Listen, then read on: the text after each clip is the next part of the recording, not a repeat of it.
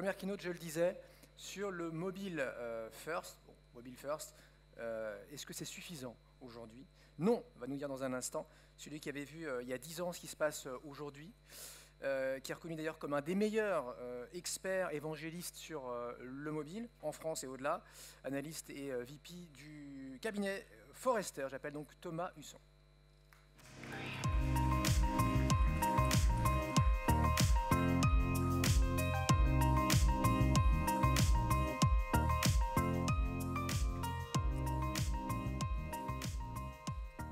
Bonjour à tous. Je suis ravi d'être là, d'intervenir à double titre en tant que vice-président et analyste chez Forrester, basé à Paris, et depuis peu donc comme membre du conseil d'administration de la MMA, que j'ai vu évoluer depuis un certain nombre d'années. Donc je vais vous expliquer effectivement pourquoi chez Forrester on pense que le mobile first n'est pas suffisant, et puis je vais partager avec vous un certain nombre de tendances pour l'année à venir. Forrester, en quelques mots, c'est un cabinet d'études et de conseil indépendant. J'insiste sur le terme indépendant parce qu'on travaille avec tous les acteurs de l'écosystème. Et en fait, on intervient entre la marque et ses prestataires, que ce soit des agences, des sociétés de conseil qui implémentent, des prestataires techniques, des plateformes numériques. Et donc c'est pour ça qu'on essaie de donner ce regard indépendant. Et on est parfois, c'est vrai, connu pour un certain nombre de prédictions, de chiffres. Et je me souviens avoir eu des discussions avec Renault, notamment, par le passé, en disant, ben oui, mais c'est facile de présenter des chiffres à 5 ans. D'abord, c'est difficile à faire. Mais après, voilà, 5 ans après, est-ce que tu reviens sur tes prédictions? Et est-ce que, oui ou non, tu précises si c'est finalement très accurate ou pas? Donc, je vais faire cet exercice-là. Je me suis dit que voilà, j'avais une quinzaine de minutes, vingtaine de minutes. Donc, j'allais présenter 15 tendances, 5 tendances un peu macro sur le mobile, que je n'ai pas fait tout seul dans mon coin. J'ai interviewé un certain nombre d'acteurs, Renault, Nicolas, User Agent, tout un tas d'acteurs de l'écosystème qui sont là depuis longtemps dans le mobile, des gens comme Christophe Romeilly, Alex Jubien, etc. Et je me suis dit, tiens, je ne vais présenter que des tendances qui sont confrontées à d'autres acteurs. Donc 5 tendances clés, un peu macro, 5 tendances plus spécifiques, médias et pub, 5 non-tendances, c'est-à-dire 5 choses qui ne vont pas, selon moi, avoir un impact l'année prochaine. Et puis, je me suis dit, je vais quand même revenir sur des prédictions que j'ai faites par le passé, pour être le plus transparent possible. De toute façon, c'est dans la presse, c'est dans les rapports, donc autant revenir dessus. Alors, je ne pouvais pas ne pas commencer cette présentation sans un petit clin d'œil, effectivement, à Renault, qui commençait toujours ses présentations par le passé par une petite citation. Citation d'Héraclite. On va revenir longtemps en arrière. On ne se baigne jamais 2 fois dans le même fleuve. Selon Héraclite, pourquoi? Parce qu'on n'est pas le même homme, puisqu'on change, on évolue, et puis c'est jamais le même moment. Le fleuve aussi évolue, c'est pas le même heure de la journée, c'est pas le même coucher de soleil, etc. Pourquoi je parle de ça? Pas parce que je suis épicurien et que c'est un ode au temps présent, mais parce qu'il y a cette notion de changement perpétuel et que, effectivement, parfois, les regards, les façons d'appréhender le monde évoluent. Il y a pourtant un certain nombre de choses qui restent constantes dans ce changement perpétuel. C'est évidemment cette notion d'innovation et cette problématique de maturité. Donc je voudrais partager avec vous, et j'aime pas faire ça, mais je suis obligé de le faire parce que malheureusement, il y a des choses qui ne changent pas ou pas assez vite. Un slide que vous avez peut-être vu par le passé qui explique justement pourquoi, chez Forrester, on pense que le mobile first n'est pas suffisant. C'est une vision de la maturité des entreprises sur le mobile, et c'est quelque chose que l'on a publié il y a déjà 5 ou 6 ans. Et pourquoi est-ce qu'on pense que le mobile first n'est pas suffisant? Parce qu'en fait, il y a souvent une mauvaise compréhension de ce terme. Il est parfois galvaudé. Et au départ, c'était l'idée qu'il vaut mieux commencer par le mobile, designer pour le mobile, c'était un prisme qui était très centré écran UX, et ensuite avoir une approche rétrofit pour les autres écrans. Parce que ça devient le temps passé, l'engagement, une logique prioritaire. Sauf que dans cette acception, on pense souvent trop le mobile comme un canal et comme un écran, comme un design, et un élément de design. Et nous, on pense que ce n'est pas suffisant. Donc, je vais juste partager quelques éléments de maturité. Le premier, c'est cette notion de shrink and squeeze, premier niveau de maturité. Et là, vous avez, en fait, ça paraît évident qu'il ne faut pas forcer un contenu PC à rentrer sur du mobile. Ça paraît évident, sauf que, selon nous, il y a au moins un tiers des marques qui qui sont encore à ce stade-là. Mais attention, hein, elles vont utiliser des apps natives, des progressive web apps, des instant apps, AMP, tout ce que vous voulez. Mais elles vont penser contenu, elles ne vont pas penser contexte. Deuxième niveau de maturité, le mobile first. Donc effectivement, on commence par designer par le mobile et on a une approche rétrofit. C'est bien, mais ce n'est pas suffisant. D'abord parce que le mobile n'est pas simplement un écran, c'est l'écran de tous les enjeux, mais c'est bien plus qu'un écran. Et puis, ce n'est pas simplement un canal. C'est finalement la capacité à délivrer une expérience client temps réel sur l'ensemble des canaux et de réconcilier le monde digital et le monde offline, le monde physique. Et puis, pour certains, mais pour moins d'acteurs, c'est finalement un enjeu de disruption où on va pouvoir créer un nouveau modèle économique autour du mobile. Et c'est vrai que la maturité des entreprises, des marques par rapport à ça, n'a pas fondamentalement évolué. Beaucoup sont dans cette vision de customer experience, de transformation, mais finalement assez peu exécutent bien. Alors dans ce petit exercice que j'ai fait où j'ai demandé à différents connaisseurs du mobile ou vétérans du mobile, on les appelle comme on veut, leur vision du sujet, c'est assez amusant comme exercice de voir les noms qui sont ressortis. Qui fait de la business disruption aujourd'hui? Uber est ressorti très souvent. Moins Grab et Lyft, mais au final, c'est le même modèle. C'est-à-dire que ce n'est pas le mobile qui est important en tant que container ou comme canal, c'est la capacité à réconcilier l'offre et la demande en temps réel à travers le mobile. Donc ça, c'est un premier élément. Ensuite, évidemment, les apps plateformes. Google Maps est ressorti beaucoup, notamment avec ce qui va arriver, ce qui commence à arriver avec l'intégration de la réalité augmentée. Instagram aussi, avec cette logique maintenant de réseau privé, d'intégration d'une messagerie avec Threads. Donc on est là sur des plateformes digitales classiques. Beaucoup ont mentionné aussi des acteurs dans l'univers bancaire, N26, Revolut, et puis en France aussi, un certain nombre d'acteurs qui vont dans cette logique plateforme, que ce soit Bankin ou Lydia. Vous avez aussi, et ça a été mentionné pas mal, TikTok. TikTok, donc on a tendance à oublier que c'est un acteur chinois.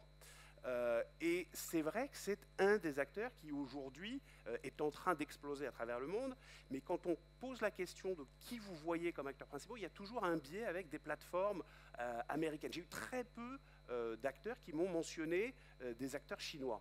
Et pourtant, c'est évident que Alibaba et Tencent sont aujourd'hui à la pointe du mobile, que ce soit avec leur portefeuille numérique, avec Alipay ou WeChat Pay. Là, on est sur des acteurs, j'ai envie de dire, qui sont nés à l'ère du digital et du mobile. La question, c'est est-ce qu'il y a des marques traditionnelles qui ont réussi à faire cette bascule et à aller inventer un nouveau modèle économique? Il n'y en a pas tant que ça, et je pense, moi, à un acteur qui est très, très intéressant en Chine, qui est Ping An. Alors Ping An, les gens ne connaissent pas forcément, c'est un des plus gros assureurs au monde. C'est une boîte qui est valorisée entre 80 et 100 milliards d'euros. C'est une boîte énorme et qui a utilisé le mobile comme pivot pour entrer sur des nouveaux marchés, sur la santé, sur les services financiers, sur tout un tas d'autres domaines adjacents. Et ils font 40% de leur recrutement aujourd'hui à travers une plateforme. C'est une économie de plateforme à travers le mobile. Donc c'est un exemple. Mais finalement, il y a assez peu de marques qui sont traditionnelles, qui ont réussi à basculer, forcément parce qu'elles sont plutôt dans une logique défensive. Il y en a quand même qui ont réussi à aller davantage sur cette logique expérientielle offline. Nike, des Starbucks, des McDonald's sont des exemples assez iconiques de cette tendance-là. Il y a quelques banques aussi, je pense notamment aux banques espagnoles, BBVA, La Caixa, qui sont plutôt en pointe sur cette problématique-là. Il y a évidemment des retailers, on en parle peu, mais les acteurs anglais, les John Lewis, les Argos sont en pointe. Casino, en France, est ressorti, on a la chance d'avoir Cyril Bourgois tout à l'heure de Casino qui interviendra, comme un des acteurs les plus en pointe dans ce domaine-là. Il y a aussi ce que fait évidemment le groupe Auchan, la Galaxie Muliez, ils sont plus discrets en termes de communication, mais ils font des choses extrêmement intéressantes aussi. Des acteurs des médias, Schibsted notamment, qui a une logique offensive et qui est, je le rappelle, le propriétaire du Bon Coin, qu'on aura la chance d'écouter tout à l'heure. Et puis, il y a aussi quelques acteurs français qui ont été mentionnés quelquefois. Oui, SNCF, on a tendance à l'oublier, l'année dernière, c'est 1 milliard de chiffre d'affaires sur mobile. C'est qu'à peu près un quart du chiffre d'affaires total digital, donc il y a encore un effet ciseau par rapport au trafic, mais ça pose quand même son nom, 1 milliard de chiffre d'affaires. Donc tout ça pour dire qu'on est encore loin d'une vraie intégration du mobile dans l'exécution de la stratégie des marques. Alors, le mobile dans la prochaine décennie, quelle est, nous, notre vision des choses? Le mobile va rester le catalyseur et le driver de la transformation numérique. La façon d'opérer, l'évolution de la gouvernance, de la culture d'entreprise, toutes ces méthodes agiles qui sont nécessaires pour développer une app, ça va rester un des catalyseurs clés de la transformation numérique. Le mobile va rester ce qui va connecter les autres technologies. On parle de plus en plus d'AI, AI first, du vocal, de la réalité augmentée, etc. Tout ça va quand même passer essentiellement par le mobile. C'est le mobile qui va activer ça à échelle, puisqu'on est à plus de 4 milliards de smartphones dans le monde. Donc oui, le vocal prend de l'importance, les smart home speakers, mais la majorité d'Alexa, les assistants vocaux, Google Assistant, etc., sont utilisés sur smartphone. Et donc c'est ça qui va permettre d'activer, même chose avec la réalité augmentée. Et puis c'est le mobile qui va rester cette logique de personnalisation de l'expérience avec l'ensemble des mondes connectés, même si de plus en plus avec le cloud, la reconnaissance faciale, les différents types d'interfaces, on va pouvoir activer d'autres types d'expériences. C'est quand même le mobile qui va rester l'élément fédérateur, identitaire, qui va connecter ces différents mondes. Alors ça c'est facile à dire, c'est ce qui va se passer dans la prochaine décennie. Maintenant, si je reviens un peu en arrière, 2007, à l'époque, je ne sais pas si vous vous souvenez, mais l'App Store n'avait pas été encore lancé. Donc moi, on m'avait demandé, Yahoo à l'époque, faisait une série de conférences, Think Big, donc venez présenter vos chiffres sur la pub mobile. Donc on avait fait un exercice, un forecast, et on avait dit, ben, ce sera 1,3 milliard d'euros en 2012, Search et Display. Ça paraît peu, puisque fin d'année, on va être à plutôt 22,9, quasiment 23 milliards d'euros en Europe, donc ça a quand même énormément grossi. Mais à l'époque, on s'était planté, je le dis voilà, très clairement, c'était de l'ordre de 200 ou 300 millions d'euros, ce qui ne veut pas forcément, ça ne vous paraît pas énorme, mais sur un forecast comme ça, c'est une erreur de l'ordre de 15-20%, ce qui est évidemment très très significatif. Mais on est sur des marchés qui évoluent rapidement. 2010, alors je reviens là-dessus, je ne sais pas si Jérôme Perranier est dans la salle, mais en se moquant, il disait oui, en 2015, tu avais prévu que 2020 serait la fameuse année du mobile. Non, j'avais dit en 2010, alors je paraissais un peu plus jeune à l'époque, que c'était déjà un peu le passé, que ce n'était pas pertinent de parler de ça, et que le mobile, s'il avait changé la façon dont on vivait, dont on communiquait, allait changer finalement les modèles économiques des entreprises. On y est, c'était relativement facile effectivement à dire. 2012, on a été un petit peu trop précurseur, on s'était dit les systèmes de paiement vont évoluer en app plateforme et vont aller au-delà du paiement, vont intégrer du couponing et de la fidélité. 2012, objectivement, c'était tôt. Ça a explosé en Chine avec Alipay et WeChat Pay. On a commencé aux États-Unis, on a vu des boîtes faire du wallet marketing, des Vibes, Airship, qui a racheté Accengage récemment. On fait, eux, beaucoup de wallet marketing. La mayonnaise n'a pas pris aussi vite que ça. On commence simplement à voir cette dynamique-là en Europe. Donc très clairement, sur cette problématique-là, on avait été un peu trop précurseur. 2014, on avait publié un bouquin, donc il y a 5 ans, sur cette idée que le mobile allait changer finalement les attentes des consommateurs d'être servis en contexte. Et c'est ça le changement fondamental du mobile. Ce n'est pas un canal, c'est un changement des attentes consommateurs. 2015, cette idée qu'on allait passer sur des logiques de plateforme et que de plus en plus, comme le temps passé sur les applications était extrêmement concentré, il fallait aller emprunter des moments mobiles sur ces plateformes, ces applications de messagerie, etc. Il y a encore assez peu de marques qui ont cette logique de déportalisation. Elles veulent beaucoup contrôler leurs propres expériences sur leur site web ou leurs propres apps. 2017, on était assez, on pensait objectivement que les progressive web apps allaient décoller plus rapidement. Ça n'a pas été le cas. On pensait à un investissement de l'ordre des investissements très très significatifs, parce qu'on parle quand même d'1 milliard de sites internet, et il y avait justement ce phénomène de concentration des apps. Aujourd'hui, on est à peu près à 1/3 des marques qui ont soit déjà lancé, soit qui sont en train de développer des pilotes sur Progressive Web Apps. On pense que ça va arriver, ça va prendre un peu plus de temps, mais ce qui va se passer l'année prochaine, c'est qu'il va y avoir une rationalisation des interfaces mobiles, et il va y avoir un choix un peu plus significatif entre on est app first ou on est web first. Et donc on va voir cette rationalisation s'opérer l'année prochaine. Tout ça c'est bien, c'est le passé. Maintenant, qu'est-ce qui va se passer l'année prochaine? Selon nous, 5 grandes tendances clés. La première, cette notion de moment mobile, elle est clé et il faut l'automatiser. Il faut définir des éléments, des triggers pour aller engager le client en temps réel. Il faut revoir tout l'ensemble des parcours clients à travers le mobile et pour pouvoir l'automatiser, il faut souvent construire, assembler son propre stack marketing. Il y a rarement des solutions clés en un qui font ça. Il faut à la fois des éléments d'App Store Optimization, il faut du CRM, il faut des logiques d'attribution, que ce soit avec des Apps Flyer, des Adjust, etc. Et il faut évidemment des outils d'analytics pour faire ça. Mais c'est souvent les marques qui sont en pointe sont celles qui assemblent ces différents éléments entre eux. Deuxième point, le mobile comme driver et élément d'optimisation du marketing offline. Et on le voit notamment à travers l'émergence l'année prochaine de la réalité augmentée qui va enfin décoller puisqu'on est dans une logique de plateforme avec tout un écosystème de développeurs, que ce soit avec Snap qui en parlera tout à l'heure ou que ce soit évidemment avec Google et Apple. Troisièmement, le fait que le mobile va être davantage intégré au niveau on va être sur des métriques qui sont moins des métriques, des vanity metrics, des KPI et des digitaux, et de plus en plus sur est-ce que oui ou non le mobile améliore l'expérience client. Quelle est ma lifetime value pour un client? Est-ce que je mesure des ratios comme DAU sur MAU, le nombre d'utilisateurs journaliers versus mensuel, et non plus des métriques trop traditionnelles. Donc ça, pour les marques qui sont en avance, ça va commencer effectivement à prendre de l'importance. Le mobile comme vecteur clé de l'engagement sociétal. On le voit avec des apps comme Yuka en France, des millions et des millions d'utilisateurs, mais il y en a beaucoup d'autres. Vinted aussi est un exemple de ça, même si c'est plus directement transactionnel. Et ça va se développer selon nous de manière très significative l'année prochaine. Et dernière macro-tendance, cette notion de vie privée, qui est évidemment très très importante, c'est le mobile finalement qui est quand même au cœur de tout ça, puisque vous avez toujours votre téléphone sur vous.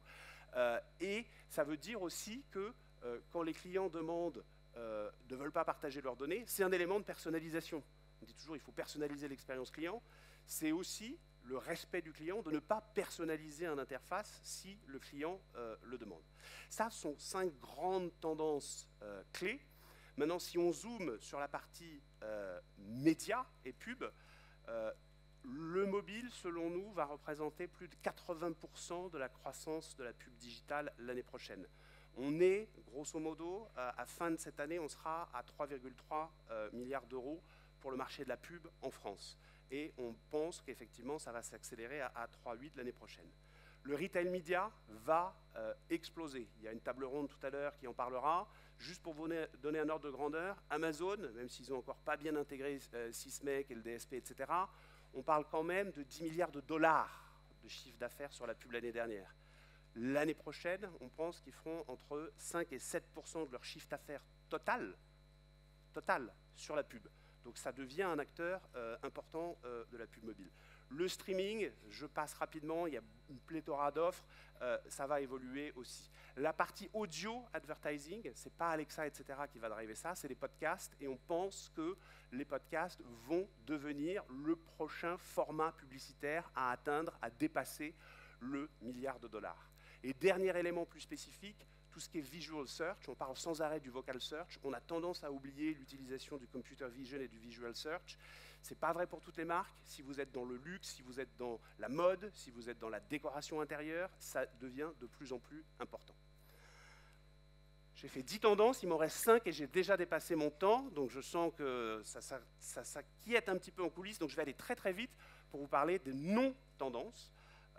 Ce qui ne va pas se passer en 2020, la 5G, sauf si vous êtes directeur marketing chez Ericsson, Nokia ou un opérateur, c'est un non-sujet pour les marques, parce qu'il va falloir longtemps, plusieurs années, 5 ans, pour qu'on atteigne une taille critique au niveau des consommateurs. On en est au déploiement des enchères, il y a beaucoup de questions auxquelles Sébastien Soriano répondra, mais c'est un non-sujet marketing pour les marques traditionnelles.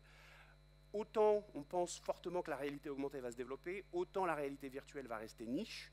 À fin d'année, on parle de 300 à 350 000 casques de réalité virtuelle vendus en France, 7 à 8 millions dans le monde. Ce n'est pas une base installée suffisante pour développer d'un point de vue marketing grand public. C'est un enjeu industriel, c'est un enjeu de formation. Walmart a distribué ça, a fait de la formation auprès de 17 000 salariés, donc ça s'industrialise, mais ce n'est pas un enjeu marketing grand public. Le chatbot, le conversationnel, etc., tout ça c'est bien joli, mais 80, 90, moi je dirais même 95%, c'est pas du conversationnel, c'est très bien, c'est des FAQ dynamiques, c'est des scripts, mais ça n'utilise pas réellement le NLG, c'est pas réellement de la conversation. TikTok, une cible idéale pour des acteurs comme Facebook ou Snap, ne va pas être racheté, puisque c'est un acteur chinois qui va garder le capital. La boîte est quand même valorisée 75 milliards. Ils devaient faire une IPO. Ils ne la feront pas cette année, ils la feront l'année prochaine. Et le RCS, Rich Communication Suite, nous on pense que c'est un non-sujet. Moi, la première fois que j'en ai entendu parler, c'était il y a plus de 10 ans. Dès que c'est un standard que les opérateurs essaient de pousser, c'est compliqué à harmoniser. Certes, Google pousse le standard, c'est censé être le nouveau SMS interopérable. Moi, Pierre-Emmanuel, je n'y crois pas, absolument pas. En tout cas, ça ne sera pas l'année prochaine que ce sera important. Donc, si vous êtes toujours avec moi, juste pour résumer, pour aller très vite, repensez le mobile pour activer une expérience de marque totale. Ça veut dire quoi? Ça veut dire définir et être plus ambitieux sur les objectifs associés au mobile. Si vous êtes retailer, l'enjeu, ce n'est pas le m-commerce, c'est de faire du drive to store et de générer des revenus incrémentaux. Ça suppose de mesurer ce qu'on peut de plus en plus faire et de récupérer des données offline du point de vente pour évoluer les méthodes d'attribution et faire de l'attribution online-offline. Ça suppose aussi d'utiliser le pouvoir des médias traditionnels. Le digital outdoor advertising, ce sera 20% l'année prochaine par rapport à tout ce qui est affichage. La télé, c'est pareil, on peut faire de très belles choses en synchronisant avec le mobile. Et enfin, ça suppose d'optimiser la part du mobile dans le marketing mix qui, objectivement, aujourd'hui, est encore sous-évaluée. Les marques continuent à sous-investir pour une majorité d'entre elles le mobile. Merci pour votre attention. Je suis navré d'avoir débordé de quelques minutes. Bonne journée.